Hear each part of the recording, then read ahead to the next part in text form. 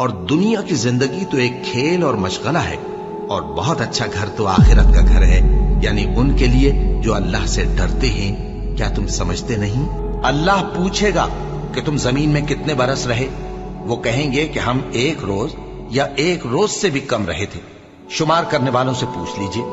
اللہ فرمائے گا کہ وہاں تم بہت ہی کم رہے، کاش تم جانتے ہوتے۔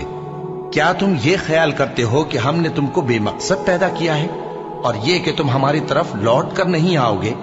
ہر شخص کو موت کا مزہ چکھنا ہے، اور تم کو قیامت کے دن تمہارے اعمال کا پورا پورا بدلہ دیا جائے گا۔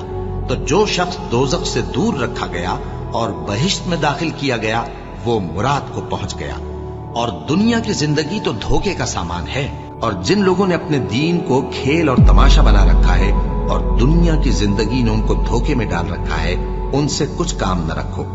ہاں، اس قرآن کے ذریعے سے نصیحت کرتے رہو تاکہ قیامت کے دن کوئی اپنے اعمال کی سزا میں ہلاکت میں نہ ڈالا جائے۔ اس روز اللہ کے سوا نہ تو کوئی اس کا دوست ہوگا اور نہ سفارش کرنے والا، اور اگر وہ ہر چیز جو روئے زمین پر ہے بطور معاوضہ دینا چاہے تو وہ اس سے قبول نہ ہو۔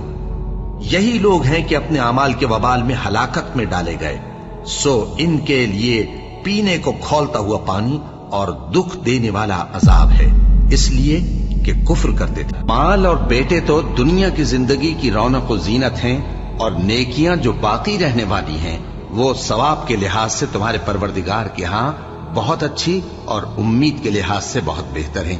دنیا کی زندگی کی مثال میں کسی ہے کہ ہم نے اس کو آسمان سے برسایا، پھر اس کے ساتھ ملا جلا سبزہ جسے آدمی اور جانور کھاتے ہیں نکلا، یہاں تک کہ زمین سبزے سے خوشنما اور آراستہ ہو گئی، اور زمین والوں نے خیال کیا کہ وہ اس پر پوری دسترس رکھتے ہیں۔ ناگہاں رات کو یا دن کو ہمارا حکم عذاب آ پہنچا، تو ہم نے اس کو کاٹ کر ایسا کر ڈالا کہ گویا کل وہاں کچھ تھا ہی نہیں۔ جو لوگ غور کرنے والے ہیں ان کے لیے ہم اپنی قدرت کی نشانیاں اسی طرح کھول کھول کر بیان کرتے ہیں، تاکہ جو فائدہ تمہیں حاصل نہ ہو سکا اس کا غم نہ کھایا کرو، اور جو تم کو اس نے دیا ہو اس پر اترایا نہ کرو۔ اور اللہ کسی اترانے اور شیخی بگارنے والے کو دوست نہیں رکھتا۔ اور یہ دنیا کی زندگی تو صرف کھیل اور تماشا ہے، اور ہمیشہ کی زندگی کا مقام تو آخرت کا گھر ہے۔ کاش یہ لوگ سمجھتے۔ یہ لوگ دنیا کی ظاہری زندگی کو جانتے ہیں اور آخرت کی طرف سے غافل ہیں۔ بھائیو، یہ دنیا کی زندگی چند روز فائدہ اٹھانے کی چیز ہے، اور جو آخرت ہے وہی ہمیشہ رہنے کا گھر ہے۔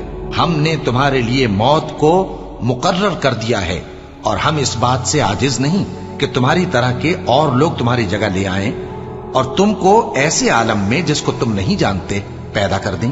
اور تم نے پہلی پیدائش تو جان ہی لی ہے، پھر تم سوچتے کیوں نہیں؟ یہ لوگ اسی طرح غفلت میں رہیں گے یہاں تک کہ جب ان میں سے کسی کے پاس موت آ جائے گی تو کہے گا کہ اے پروردگار، مجھے پھر دنیا میں واپس بھیج دے تاکہ میں اس میں جسے چھوڑ آیا ہوں نیک کام کیا کروں۔ ہرگز نہیں، یہ ایک ایسی بات ہے کہ وہ اسے زبان سے کہہ رہا ہوگا اور اس کے ساتھ عمل نہیں ہوگا، اور ان کے پیچھے برزخ ہے جہاں وہ اس دن تک کہ دوبارہ اٹھائے جائیں گے رہیں گے۔ یہ وہ دن ہے کہ اس سے تو غافل ہو رہا تھا، اب ہم نے تجھ پر سے پردہ اٹھا دیا تو آج تیری نگاہ تیز ہے۔ اللہ لوگوں کے مرنے کے وقت ان کی روحیں قبض کر لیتا ہے، اور جو مرے نہیں ان کی روحیں سوتے میں قبض کر لیتا ہے، پھر جن پر موت کا حکم کر چکتا ہے ان کو روک رکھتا ہے، اور باقی روحوں کو ایک وقت مقرر تک کے لیے چھوڑ دیتا ہے۔ جو لوگ غور و فکر کرتے ہیں ان کے لیے اس میں نشانیاں ہیں۔ اللہ وہ معبود برحق ہے کہ اس کے سوا کوئی عبادت کے لائق نہیں۔ وہ قیامت کے دن تم سب کو ضرور جمع کرے گا، اور اللہ سے بڑھ کر بات کا سچا کون ہوگا؟